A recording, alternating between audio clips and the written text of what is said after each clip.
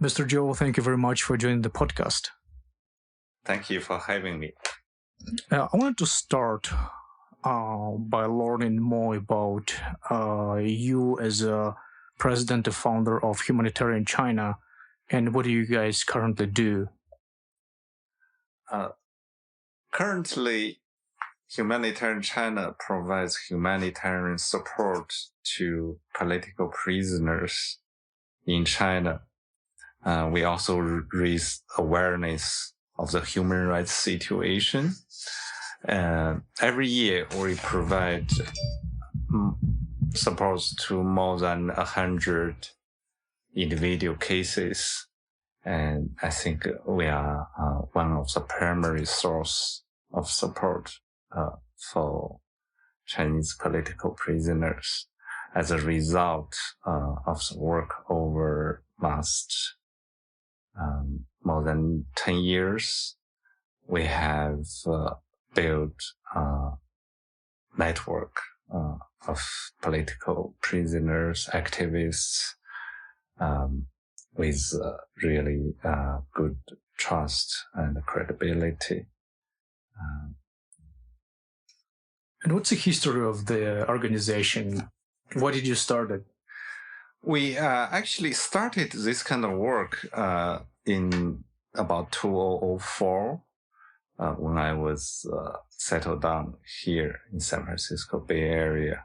My work was taking off, and I paid off my student loan and everything, and we began to give some money to political prisoners in China. And in the process, I met the other founder, Zhao Jing, who was also alumni of mine from Tsinghua University, where I studied physics.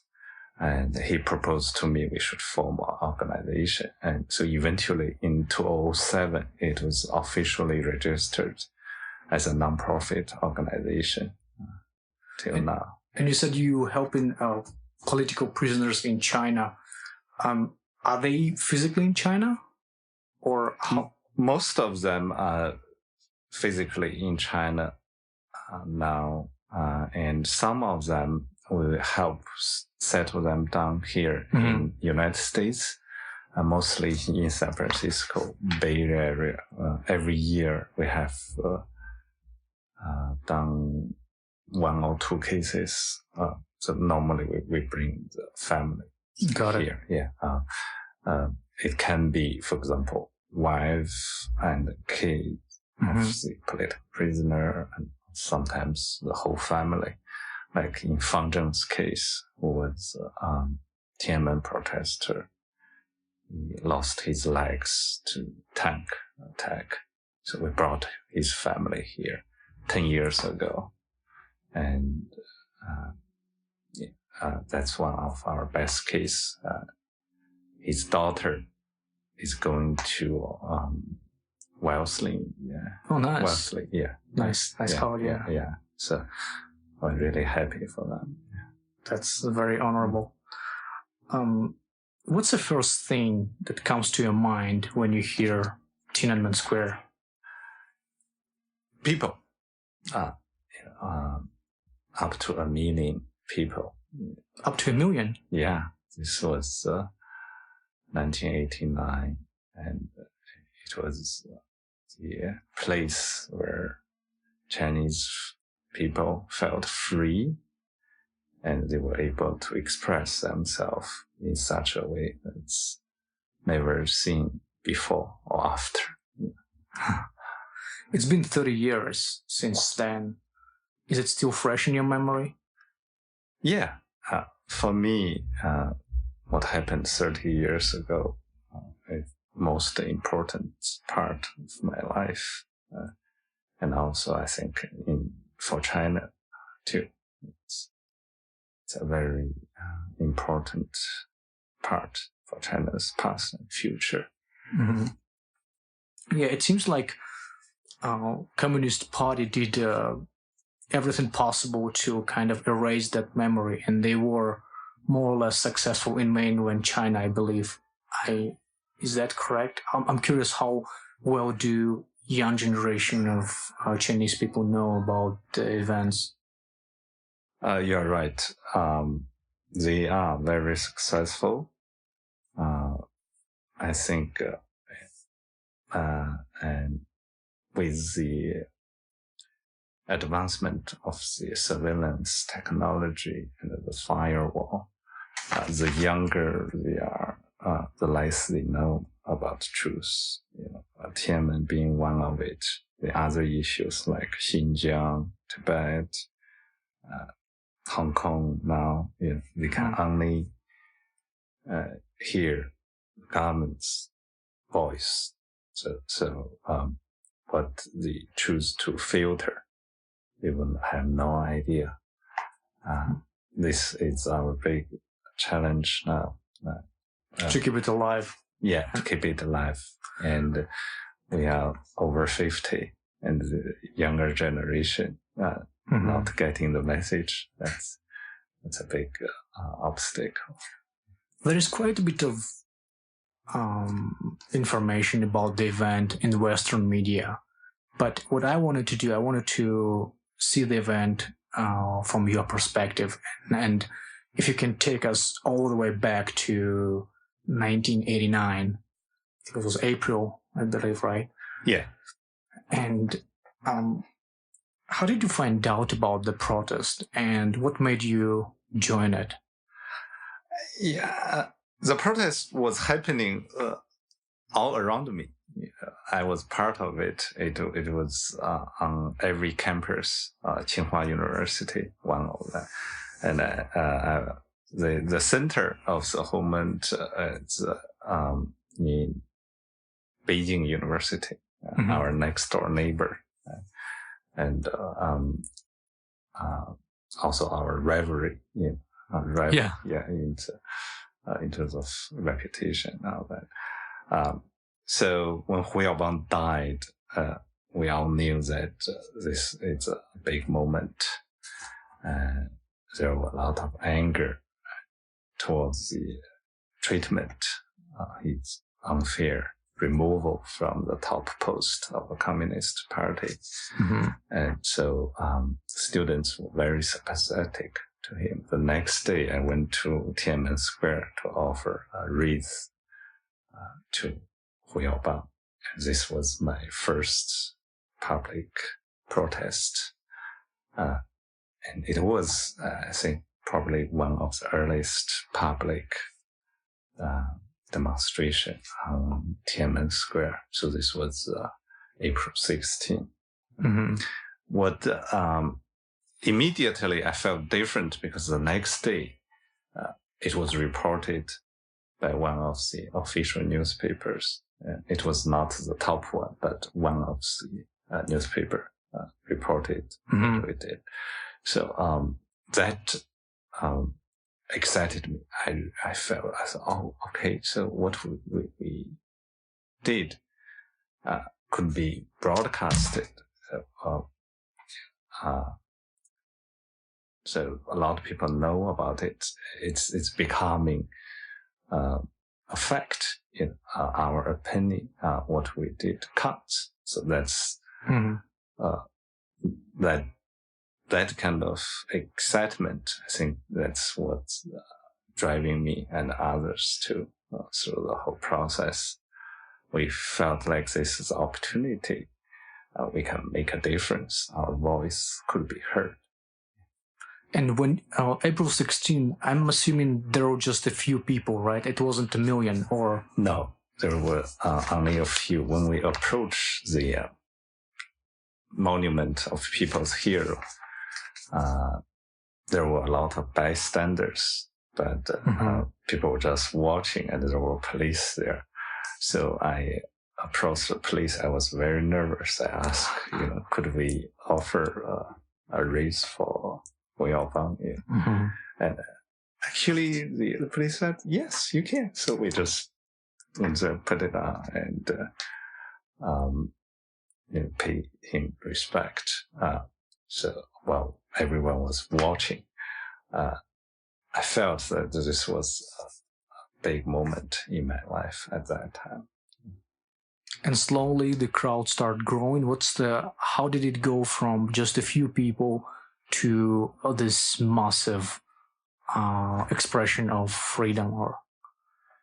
So at that time, the campus student life was much more open and free, and there were organizations there, and also there were newspapers that's reporting on this, so kind of snowballed quickly. So the next day there were organized protests with thousands of people. And then the day after, it changed from mourning Hu Yaobang into a political protest, because the protesters had put forward petition of 7 demands. The most important ones among the 7 demands are press freedom and disclosure of the assets of government officials to end corruption. So these demands, so the most important issues throughout the protests. That's the kind of issue we want to have a dialogue with the communist government. So you guys went from you started demanding this thing from the government that never was known, that they haven't done anything like that. They've never seen anything like that. And were you afraid at all? Did you think the repercussion would be there were some consequences of this, or you didn't think about it back then? Just of course, at every step we were afraid, nervous. But we were encouraged by each other. So we were also inspired by our duty, the sense of our duty to the country, because if we can make a change, we have to push for the best change. So you wanted to have a more transparent government and pretty much bring the democracy to bring democracy to China. Right. Yeah. Eventually. Got it.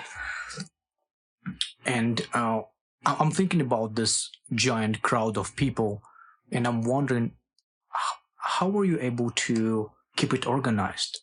Who was kind of directing the crowd? Who was in charge of everything? To me, what's amazing is that most of these were just spontaneous. It was because even though there were some organizations very small, nobody had such an influence over all these people from different universities. And by April 22nd, this was the official service for Hu Yaobang's death on Tiananmen.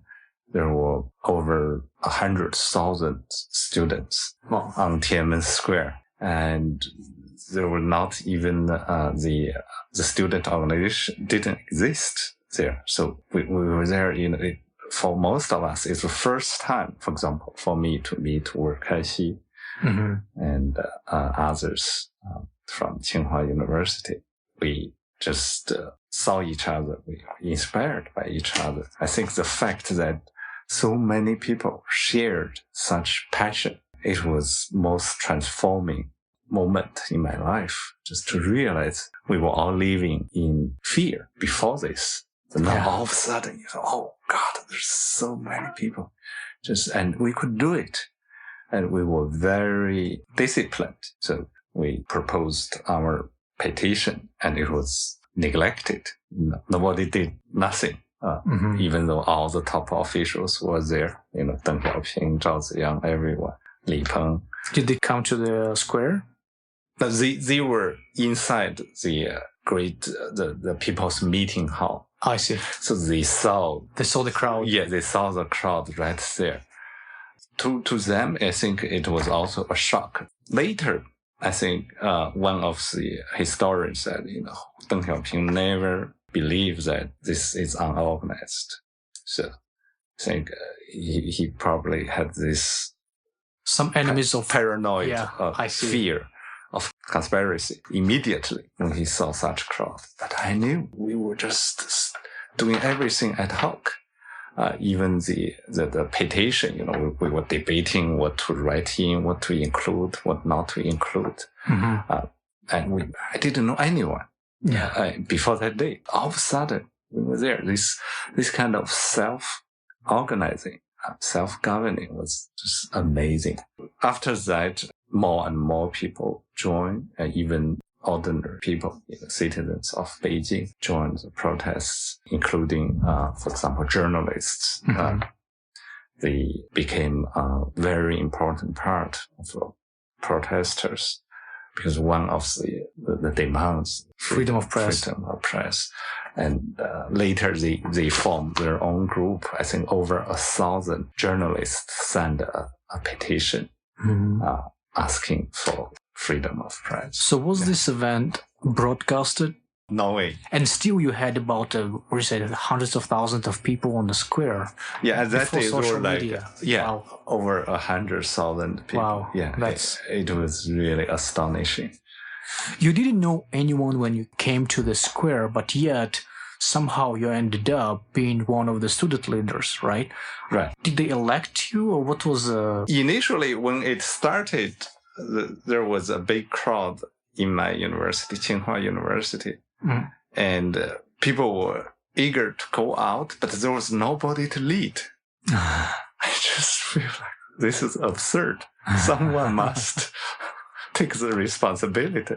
I knew, it was dangerous for anyone. Of course. So the fear was there, but I just felt, wow, we have to do this. Someone have to do this. So that's I step up. How were the events unfolding after that? My understanding from what I've read is you were staying at the square. You were kind of having a little camp there, right, for all this several weeks. Yeah, this was later. So it went on several stages. So mm-hmm. after this, the first demonstration on April 26, Deng Xiaoping mm-hmm. declared the student movement a riot. Riot. So this is called the April 26 editorial. Oh. That's the most important issue there. So the government basically gives their own edict on this. This is mm-hmm. a riot. That means, we will all be facing charges. Charges after this. And of course, we wouldn't agree. And at that time, Deng Xiaoping talked about using troops to kill people. Now, I heard for the first time, I said, we are not afraid of seeing blood in Beijing. If the students is obstacle, we have the army. That's what he said. I was really shocked. So we disbanded our organization after hearing that, because there's no way we can keep going on peacefully. But the next day, what happened, the other students, they just went out unorganized. Oh. And I was part of it. And the people of Beijing were all enraged. So more people joined the protest. This is very similar to what's happening in Hong Kong now. Yeah. Right? So a peaceful demonstration was met with unreasonable response from the government, and then more people joined mm-hmm. Later. So when in May there was a hunger strike because the government wouldn't have a direct dialogue with the students on these issues, and there was many marches with hundreds, thousands of people, but the government wouldn't respond in the way we like. So there were thousands of students who went mm-hmm. to hunger strike. That's when the whole movement on a different level, and like up to 1 million people millions altogether over that days. So from May 13 to June 4, about 3 weeks. So the hunger lasted for 3 weeks? No, the occupation of Tiananmen Square started with the hunger strike. Mm-hmm. It ended about a week later. May 20, after the martial law was declared by Li Peng. Yes, that's crazy. Right. Yeah. And I think Li Peng just passed away. Yes. Today. That was interesting. Yeah. Coincidence on this. Okay. He escaped accountability. I'm not happy he died. I want to see him tried. So let's go back to the martial law was enacted, right? Yeah. What happened next? So the government used troops, over 200,000 troops. Oh, wow. Yeah, it's a siege of Beijing. But people of Beijing were so sympathetic, and they were all pretty much on the side of the students. So they blocked the troops whenever they saw the troops approaching. And sometimes they would just lay down in front of the armored vehicles, tanks, and people would carry their kids on their shoulder just to tell the soldier a story. And Beijing is peaceful. There's no riot. Mm-hmm. Because that's what the soldiers were told, like that. So they couldn't get in, and then they withdraw. This was between the 20 and 23rd. They withdraw and then came back 10 days later. So this was a massacre, Tiananmen Massacre. Did you even think that they could start shooting and actually... No, this was beyond the worst imagination of anyone. Even though, when I heard Deng Xiaoping, it was very early in April, I just thought, this guy's crazy. Yeah, how could he do this in Beijing? And eventually that's what happened. So I just, even after the massacre, I couldn't believe what's happening. It's just surreal that the communist government would use troops to attack its own capital. And they were met with so courageous Beijing people. Do you think government panicked because they've never seen anything like this? I'm sure, yes, because they're so paranoid. They panicked because they saw that people's voice different from what they want to do, and they're afraid that they will lose everything. Mm-hmm. When you look back, do you think there was a different scenario where the students were able to achieve the goal? And if so, what should have been done differently? Yeah, I think democracy was definitely within reach at that time. I think there just a few things happened quite unfortunately. For example, Deng Xiaoping's position was pretty tenuous, even within the Communist Party. He was only probably masked man for pushing for killing. Even the other, for example, Chen Yun, who was considered to be the second guy, he was distancing himself. Mm-hmm. And later, I knew that even among the troops, just huge opposition to this. Meaning, one Xu Qinxian, who was the commander of the most elite troops, 38th Army, he objected. He was court-martialed, spent 5 years in prison. And there were others too. For example, Luo Yu, who was the son of Luo Ruiqing, one of the top commander of the PLA. And he was also a high-ranking official at that time. He defected after the massacre. Wow. But so he told me, and I heard it from many different channels. But at that time, we didn't know. We heard many rumors. We felt that there's just very widespread support, very strong support for the student But politically, there was not a strong mechanism for these students in public opinion to work.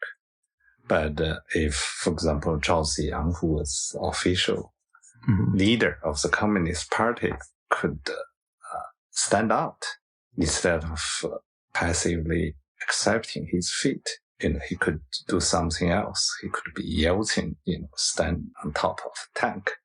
Things would change completely. So I think there's just a lot of opportunities that's lost. Also, for example, if we look back in the other protests, normally if you have such support, you would take over the national TV. Yeah. Yeah. And we never do that. And people were telling me to do it. I said, no, we are just students. We will stay on the square. We are just here to protest, to make our voice heard. We are not here to overthrow the government. Yeah. So we kind of limited ourselves, I think, to the possibilities. So it could be very different. I think tanks start coming to the Tiananmen Square early morning, right? The attack started about 9 p.m. June 3rd, so the evening before. And the massacre happened mostly between 9 p.m. to 7, 8 a.m. next day. So that's when most people came. It was a siege, so they push in from all directions with tanks, machine guns.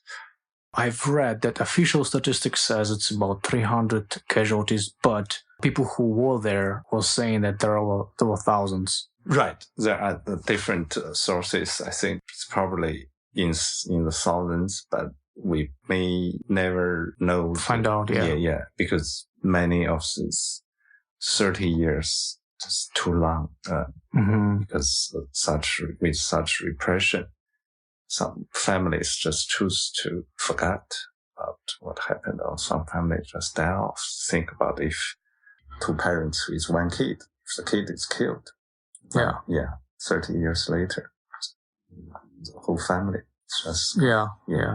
I believe shortly after the massacre, the government issued the list of most wanted students, right? Yes. 21 most wanted, and you were one of them. I was number 5. Number 5. It was quite an honor and also a surprise because... Well, probably negative surprise. You probably didn't want to be there, right? Or you don't... I don't know. I think, I was shocked, of course, but I was also profoundly proud of being number 5. How did they come up with that list? Are these truly the people who were in the front of the protest, or they just randomly picked? No, I don't think it's random, but how exactly they came out with this list, I asked them to. But nobody really knew.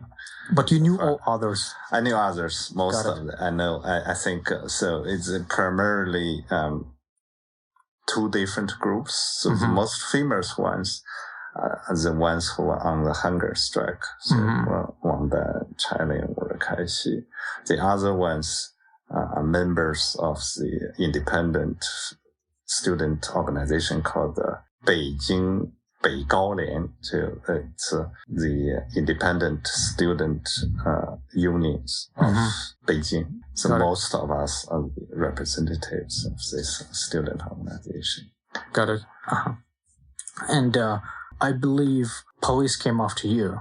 They came searching for you. So I was arrested and spent a year in prison. I was released next year at almost the anniversary. Was there a trial at all, or they just... No. They just throw you into the prison? Right. Yeah. And who were the people with you in the cell? Are there other students or actual criminals for... They were other student protesters, mostly. I was in Qincheng, one of the top security prisons. Top security prisons for students? No, interesting. For normally it's reserved for the government officials at that time. I think most likely because prisons was so full of people. 200 to 300 of us. Wow. We were sent to this high security prison, normally reserved for government officials. Were there tortures, or they just closed the door and left you there? No. We were intensely interrogated. So they were trying to, they want to know what happened. They want to brainwash us. Of course. Yeah, they want to make us believe that, there's conspiracy that we don't really know. And I was handcuffed for 3 months, non-stop. Handcuffed for 3 months? Right. Never taken off, always like that. Oh my. For 3 months. And we were never given enough food to eat. So hunger, always a problem. And we were not allowed to go out. I think we were allowed out only less than 10 days out of a year in prison. So I was physically really very weak at the end of the 1 year. Were there any deaths in the prison? That's a good question. I don't really know, but I know people suffered a lot. There were definitely tortures. I heard people in shackles. Definitely students walking by, and I saw people lost their mind. Oh yeah. Yeah. People lost mind. Yeah. Just mentally ill. But I didn't know any deaths in prison. So you were released, you said, in a year. What was your life like after returning home? Where did you work? Did you go to school? I don't even know what people do after this kind of events happening to them. I was a special case because I was fortunate to be a survivor, and I was released because the most favored nation discussion at U.S. Congress at that time, and the name was always mentioned. Mm-hmm. So I was released a year later, and Tsinghua University, my school, was trying to help me. So they want me back to resume my study.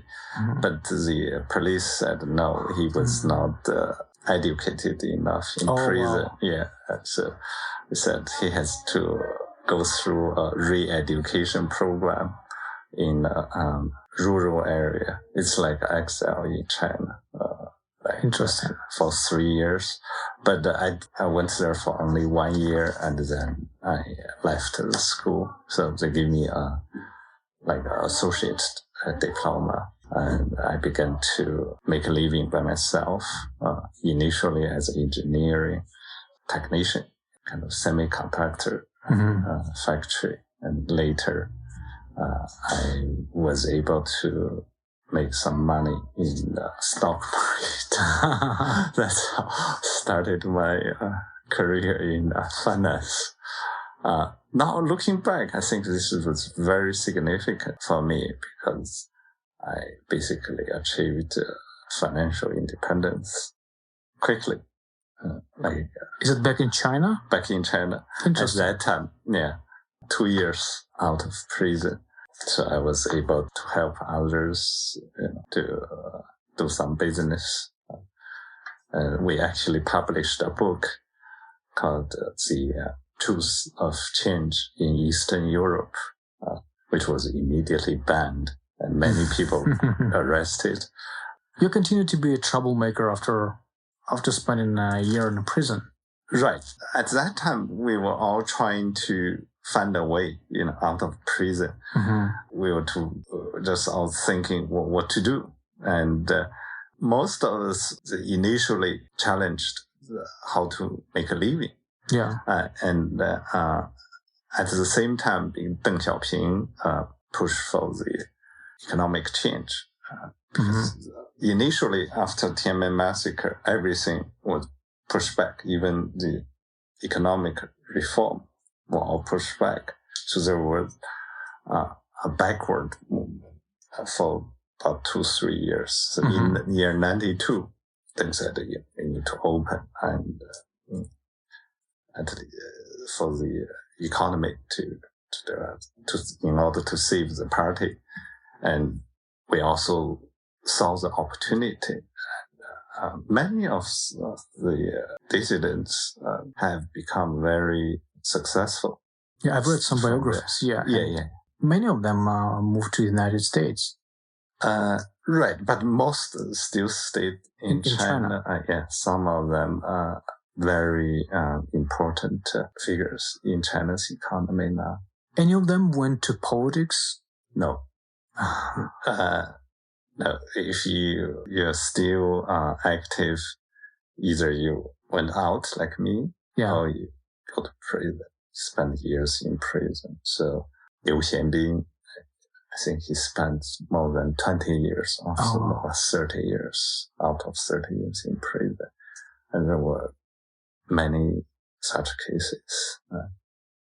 And we actually this year we brought one of Zhao Changqing here to San Francisco Bay Area. When his wife escaped, she was pregnant. My friend was arrested for like 5th time. And so brought the wife and son here. And she gave birth to a daughter 2 months after arrival. This year he joined. That's the kind of work we understand. So they're just very different life looking back 30 years. How did you come to the United States? How did you escape China? So initially I was fresh out of prison. I was given a physics scholarship, but they wouldn't give me passport. So after a few years, eventually they give me passport, allowed me to leave. They let you leave. They knew that you're leaving. Right. In China. So I was able to. Are you welcome back? No. Did you see that this just happened a few weeks ago? I was rejected at Hong Kong airport. No, I didn't see that. I saw you in news about something about Hong Kong, but I didn't know that you were rejected. Right. I was actually. Tell me more. So because Hong Kong situation, I think this is very important now. They are fighting at the frontier for freedom against communist China. And I wanted to join them.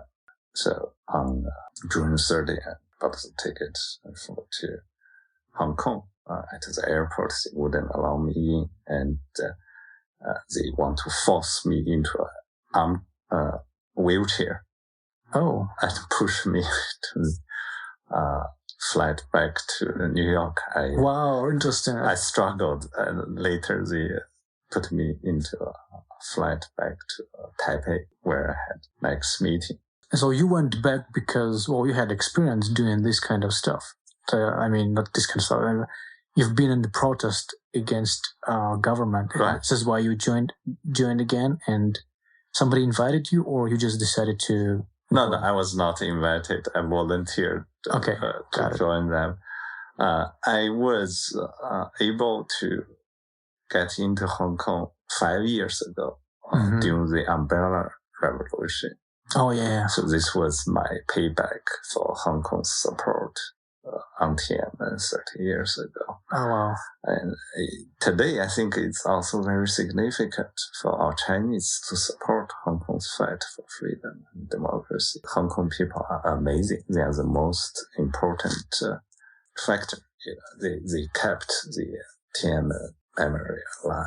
Without them, have lost completely. Now we are losing, but still we have the candlelight there. Yeah. You know what I'm thinking is, over the last 30 years, China did spectacularly well in the economic development. Yes. How do you think the development of China would be different if student movement succeeded back then? It's hard to tell. You have perspective. But I think economically, China would still develop significantly because the economic policy later that changed China, this was exactly what the students were calling for, the economic freedom, the opening of the economy. This was Zhao Ziyang's idea at that time. So I think the economic policy would be probably better. Most people forgot about this, so they associate the economic development with the massacre.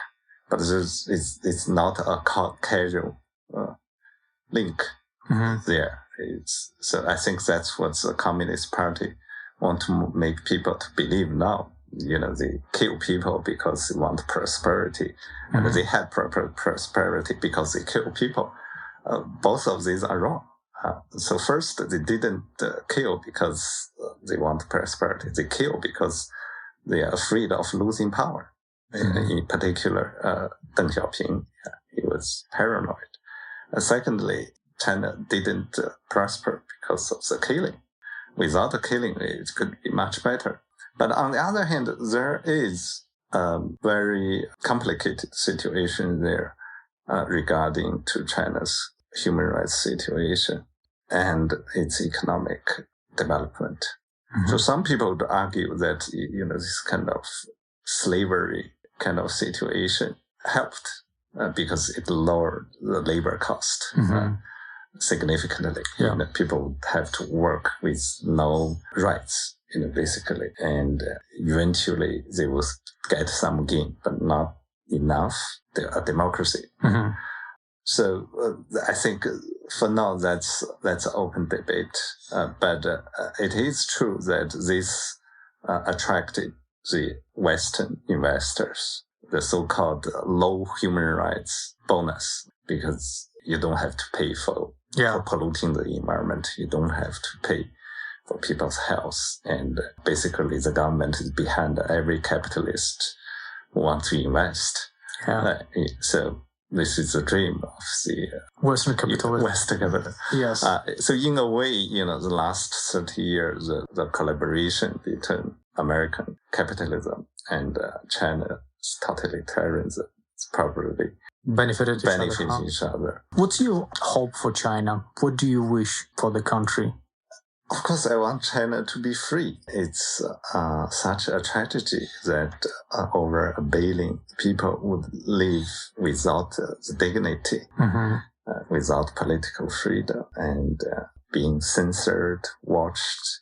Nobody has really any claim to personal property. It's a prison kind of situation. Even for Xi himself, he's living in fear. There's no guarantee, what would happen to him if he suddenly has power. And of course, the others too. There's no rule of law.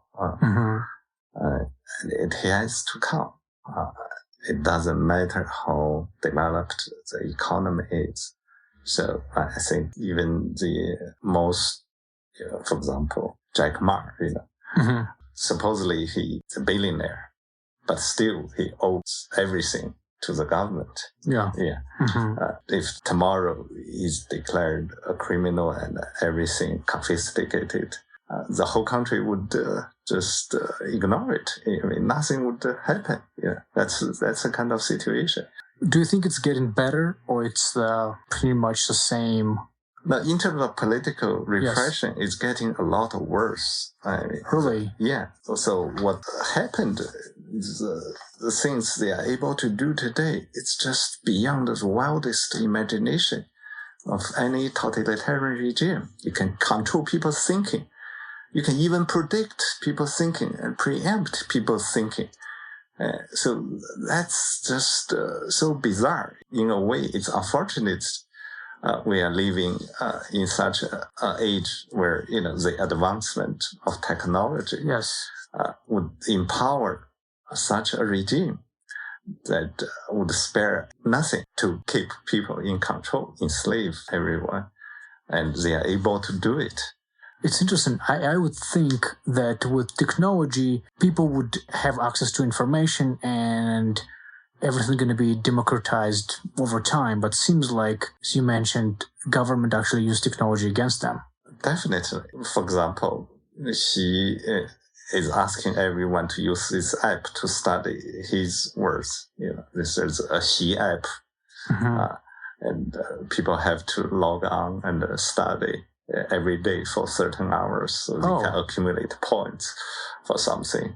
And this social credit system where you will be ranked by your political correctness, everything. Oh, wow. Yeah. I didn't know about that. Right. And monitor the surveillance at every level, every juncture. And the use of big data, artificial intelligence is very advanced in China. But it was first used to enslave people, to make China into a big prison. And they are very successful now. To me, this is a tragedy.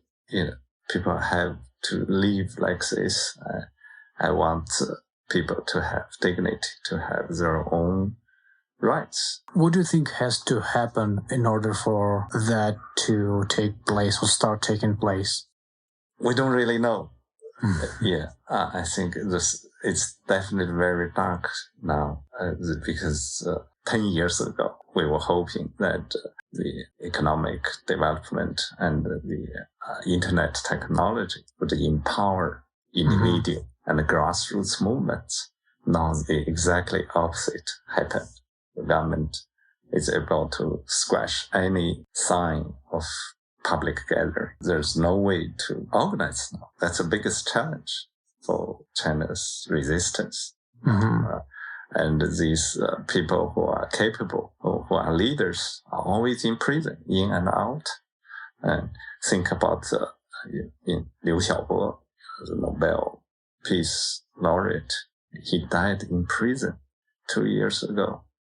And the world basically just ignored him. Western countries didn't do much to help him.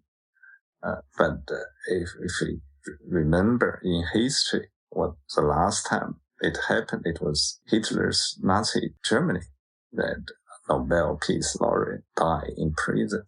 We have to be aware of the danger that such a power posing to the whole world, not only to Chinese people. That's why, to me, I feel it's an honor and duty to fight such a regime. Yeah, they're doing it successfully by keeping the memories alive and for being on this podcast, I guess. Thanks very much. And Thank you. One thing I wanted to ask you, what would be your advice to young people in China? Life is precious. We have to value every moment and make the most of it. Thanks very much. That's a fantastic interview.